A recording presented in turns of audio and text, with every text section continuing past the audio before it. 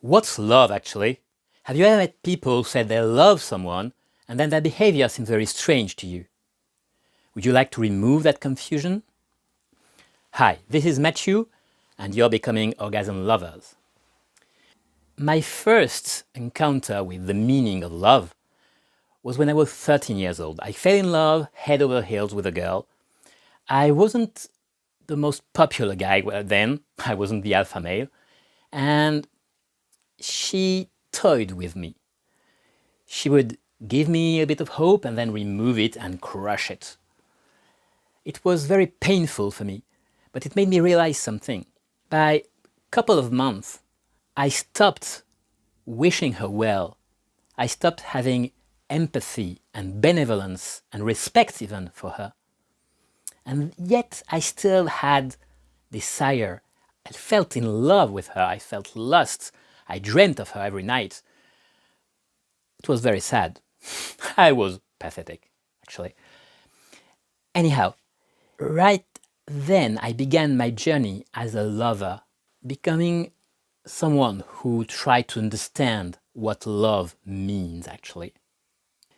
The Greeks have 10 different words that translate into love in English.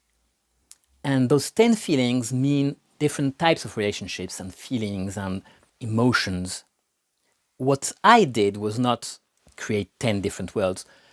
I just analyzed the 5 basic building blocks of what we call love. So the first building block is benevolence, respect, acceptance. That's the kind of love that you're supposed to feel for your children. Accept them as who they are, love them, wish them well.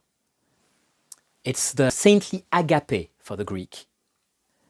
The second feeling is actually friendship. It's called philia in Greek. It's spending time together and liking that time spent together. This one is present in all of our relationships, including family, including lovers. The third one is respect and trust, and regard too. Respect is just listening to what the other wishes and doing what they wish, respecting their boundaries, and that builds trust with time. I also put there the admiration, the regard, the esteem you feel from someone. And those feelings are the motivator for the others often. Then the fourth one, it's lust, it's desire, this uncontrollable desire that you see in drama plays, in movies, in romantic comedies. That's the romantic, passionate part of love. But that one is kind of selfish in itself. If you see in romantic comedies, people tend to make their partners miserable. They sometimes lie, they blackmail, they cheat. For them, the end justifies the means, and the end is being a couple. Well, if you're a sane adult, you will seldom feel that lust without friendship, benevolence, and respect. Not for long anyway. The fifth one is dependency. It's when you know that someone will be a part of your life and you want them to be a part of your life. You expect them to be trustworthy. You expect them to be there. You miss them when they're not here. Of course, this one only occurs when the other 4 happen. Anyway, any feeling that we call love is a blend of those 5 building blocks, the 5 parts of feelings. None of those 5 exist without parts and bits of the others, or not long anyway. Anyway, knowing those building blocks, knowing that they exist, can make you understand the proportions of the actual current feeling that you're feeling and that your partner is feeling. You can ask them.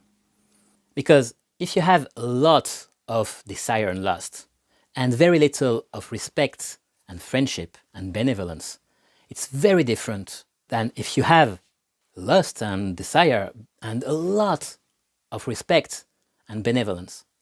That will make the whole story very, very different. Plus, there is the fact that we have cultural expectations. For friendship, we expect different things than from romantic love. For family, we expect different things too. And you can expect different things based on your culture of origin, your region of origin, your country of origin, or your gender. Women and men are taught to expect different things from the same kind of romantic relationships. So, what are your actual current feelings? And what do you expect from a romantic relationships? Please let me know in the comments below. That was Matthew, and you're becoming Orgasm Lovers.